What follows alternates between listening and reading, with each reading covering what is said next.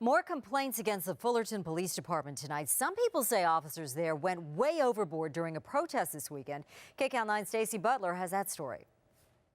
So let's get a close-up of this guy. When Mark Powell watched Fullerton police give protesters tickets for honking their horns at this weekend's Kelly Thomas protest, he took out his video camera and started shooting. I'm telling you, officer, we're not against you guys. You should stop. You should be with us, not against us. Have a good day. His amateur video shows a police officer writing Joe Vasquez a ticket for honking his horn. Absolutely ridiculous, outrageous, and it just seemed like fear, intimidation, and harassment of people that were just trying to peacefully protest. You're harassing and intimidation. I don't know what you're referring to, sir. Yeah. But police tell a different story.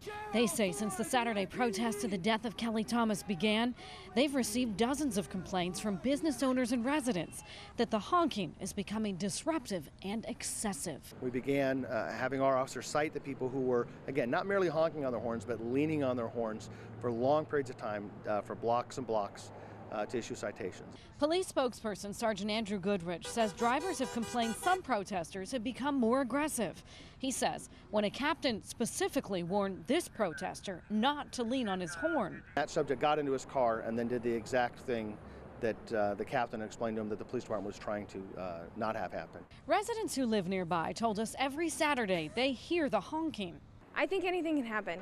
They're worried less about the noise than the tensions they fear will only get worse when the results of just how Kelly Thomas died are finally made public. People talking about possible riots and that's kind of scary. In all, just 3 citations were issued and all were voided. When the protesters told police they had no idea that they were violating the section of the vehicle code that applies to illegal use of horn. In Fullerton, Stacey Butler, KCAL 9 News.